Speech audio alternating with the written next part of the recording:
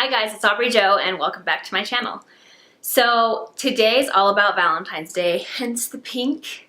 I'm not really a pink person, but I like it a little bit, but I love this crushed velvet, so I love this shirt. So today, as you guessed it, since I said it's Valentine's Day theme, we are going to be doing a Valentine's Day themed cake. So today's just going to be an 8-inch 4-layered cake, and it's going to be buttercream finished with some fondant decorations for Valentine's Day. I'm really excited. This is a little bit more skill than last week's, and so I'm really excited to show you guys how to do this cake, and I hope you really like it. And if you're interested, then stay tuned. Now we're going to put our final coat on. So this one, we want to put on a little thicker, just kind of more, thick puddles. That sounds like a strange word. I don't know why I use that word, but thicker patches of it. Just get the cake nice and covered with your icing. Don't worry about like smoothing it so much yet. I kind of do as I go, but you want to try to just make sure you don't really have any holes. That's the most important thing. We're going to completely smooth this out.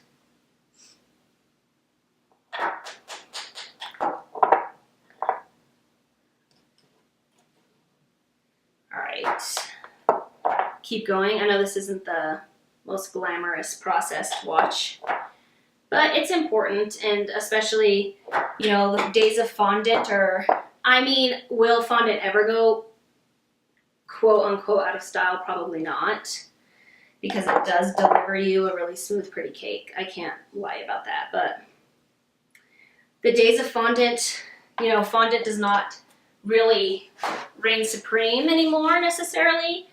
Buttercream's really up and coming. People really love buttercream cakes, because now that they know that people can smooth them out pretty well, it's just a better choice for people. So I'm going to take this bowl scraper. A lot of people use a bench scraper. I do not. And you're going to apply even pressure. And I just go around like this. A lot of people will start with their hand and go all the way around in one circle. It's just slightly uncomfortable for me, so I like to just keep going around and around. And I don't scrape off my excess buttercream very much. Now I will. And I'm going to take it, and I will have it's decently even. Like down here, you can see I have a little hole. I don't know if you can see that. It's a little uneven, so I will stick it there. Any place where I can see that the cake is starting to pop through, I'll take a little bit. The bottom, I'm going to put I'm going to put a little ribbon of fondant on the bottom, so I'm not super worried about the bottom. Normally, I would say normally I am, but I typically do something such as that, not always, but something like that, or a border, so I don't worry so much about the bottom. And once you get a little coating on here, you can actually use that to fill in some of your holes. You just press it a little more at an angle, and it'll kind of start filling in your holes for you. But this is literally all I do, is I just take this and I'm going around and around, and I'm trying to fill in any holes that I may have, and just getting it honestly as smooth as I can. And then this is what your gift card, I mentioned this in my last video, is really good for. It's a little more agile and thinner. So a gift card, just make sure you wash it, especially if you've used it. They're just great. Gift cards and credit cards just really have a really great flexibility in them. And it really allows a very smooth finish. I love using them to really finish it up. You can also take, when you're done, a paper towel, and I don't mean a regular paper towel. It's like a brawny, those thick paper towels. You can take one of those and, dang it. And you can also use one of those to, after your buttercream is crusted, and that's the best thing, for the best recipes, which this one is one, for American buttercream crust, because then it becomes a little bit, the word is not hard. It doesn't become hard on the top, but it crusts over a little bit. and it gives your cake a very protected layer, and it needs that. It definitely needs that. It's really great. So once your buttercream has crusted and you can touch it without ruining it, you can take one of those brownie paper towels and you can use that to, I will show you that in another video. It's hard to explain, but you can take that in one of your credit cards and you can lay it on it and go like this, and it will, I'm stuttering, it will smooth out your buttercream as well. But you can get pretty smooth, perfect sides such like this. So it's not something that's absolutely necessary. So now I'm just going to use my credit card actually to pull in the top. And you're really just pulling in that layer that's sticking out so that you can create, you can kind of round your sides if you want. A lot of people like rounded sides. A lot of people want their cake really straight. It's just this preference. I typically just do it. That sounds funny, but I do it and however it kind of comes out. Sometimes I prefer a rounded edge. I just think that they're really elegant and pretty. But yeah, so that's it. I mean, we've really smoothed out our buttercream now. And as you can see, our cake is super, super smooth. It doesn't have a ton of ripples in it and lines in it. It's really nice and smooth. And so from here, we're gonna go ahead and we're going to decorate it with some fondant pieces, and I'm gonna show you next how to make those. Okay, first of all, you guys are gonna laugh at my hands. Actually, they don't look that bad on camera. They look way worse in person. But I never use gloves to dye. And it looks a little orange on this camera. It's red, I promise. So these flowers are pretty cool. I actually need my saran wrap for this. Sorry. Oh.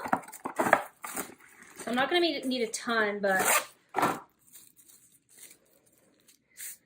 so I used saran wrap for this. So you're gonna get literally just like 8. I don't want these to be, God, it's so strange. I don't want these to be too big. So you're just gonna get like 8 little pea-sized balls. And what you're gonna do is you're gonna create little petals with this. It's very cool. And it does take a little bit of skill and a little bit of practice. So once again, you're never gonna decorate cakes overnight. That's just a given. So if you're thinking you're going to get out of that mindset, this is another one of those things that you're really gonna have to practice. One more. And now we're gonna also make a base to our rose. So to make a base, we're gonna kind of make one end sharp-ish and the other end flat, kind of like that. So this is gonna be the base, the little tip that your rose is going to wrap around. It's good to have a little bit of powdered sugar there. And these are really easy. You're gonna just slip the saran wrap over them like so, and you're gonna use your thumb to press them out, and you wanna make the at least one side of it really thin. Thinner than the middle anyway. So that your petals can look realistic. These might be a little big, they're fine. Because you know the petals of a rose are really pretty thin and they just get thinner as they go out more. So then you're gonna unwrap them. You're gonna take your stand. You're gonna take, this is a nice big one, and you're going to wrap this completely around, and you can make it pretty closed, a little open. It's kind of just preference. But see, ooh, that's the center of your rose. And you're going to just keep on adding to it. And you always wanna, if you have a thin part, that's gonna wanna go up. And you always go the opposite of the way you went before. So I went this way this time, so I'm gonna take another one and I'm going to go this way now. And we always want our petals to go out, right? So now, oh, hi. Would you like to stand up? I'm going to take this one, I'm going to do it on this side. And you can go up, up, up a little, up on the stem, I mean on the base a little as you go. So there's that one. And then we're going to do it again. And you can stretch, it's fondant, it's going to stretch. So you can kind of pull on it. I like to push it in a little as I go. And I am going to cut some of this base off. So keep adding. And you know, you can really go as big as you want. I don't like them to be too big. Plus I went a little low on that one. This one's a little small. I saved the small for last for some reason. Don't ask me why. I'm gonna stretch it and out. And see, it's a little, we got a little rose. See how stinking cute that is? And he looks orange. I don't know why on the camera, but he's red. She, he, whatever. And so that's kind of my completed rose, and you can keep it like that.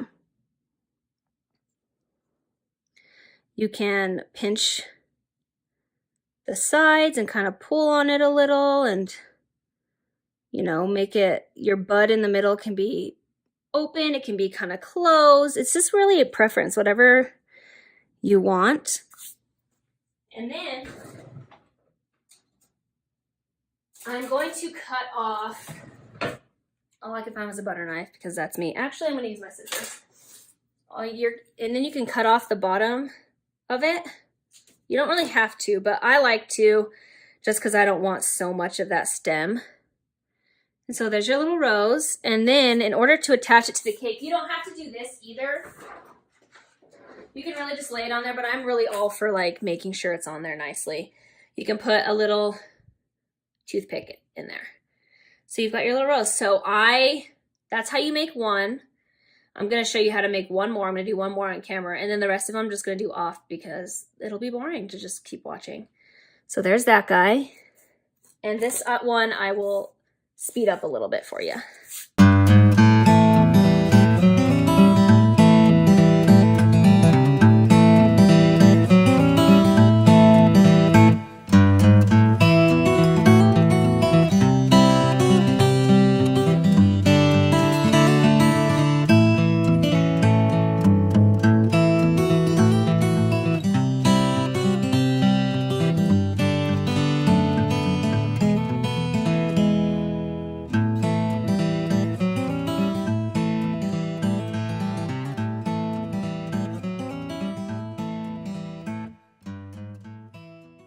Okay, so I went ahead and made 1, 2, 3, 4, 5, 6, 7, 8, 9, 10, 11, 12, 13, 14, 20 roses, and I kind of just started, that's what all these bumps are, because I didn't know exactly how many I needed, so I was kind of placing them as I made them so that I could see. So now I'm going to just start placing them and kind of moving their petals around, trying to, you know, I don't mind if the pink outer shows a little bit, but I don't want it mostly to show, as well as I don't want the in-betweens to show very much.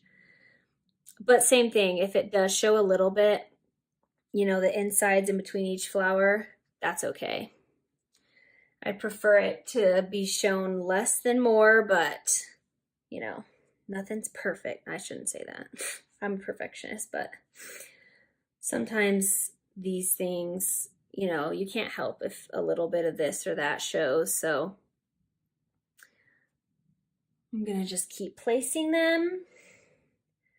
I'm kind of focusing on the outside first, getting all of those on. Okay, so this is going to be a little tricky. Let me replace this one with a bigger one maybe. Yeah, that's better. You can kind of stretch your leaves a little, or your petals, I mean, too. Make that one sit a little lower. Stretch this one a little. And we're going to place in the middle now. I really wish that wasn't showing so much. There we go. And we're going to keep moving. Keep positioning. And I made a little, like, I would describe it as like a half rose, like an open, like a one that's a bud. There we go. That's what it's called, Aubrey Jo. Good job. You did it. Man, so tongue-tied. I'm like trying to focus. There's my little half bud right there. So see, like, you just kind of had to maneuver it around, and it's fine that a little bit of the in-between is showing, because it's going to be really, really difficult to completely get it to be, you know, all the way camouflaged in there. It's just unlikely, because the flowers are just going to be shaped kind of differently, you know. So that's pretty good though. Most of it's covered. There's a little bit of in-betweens, but overall it's pretty nice. It's very cute. So I'm gonna go ahead and grab my brush. Maybe, if I can find him. Okay, and I'm going to brush off all this excess powdered sugar from making these babies. So, you know, touch it up a little. Get it to look a little more put together. I also sometimes will, if I want it to be super shiny fondant, the best thing to do for super shiny fondant is to get some vodka or lemon juice. I prefer vodka, and don't worry, the alcohol evaporates. You won't taste it. You won't get drunk off of it. Nothing like that. And I'll kind of brush over my fondant with vodka, and it really makes it shine. It looks really pretty. Okay, you guys, so that is the finished cake. That's what it looks like.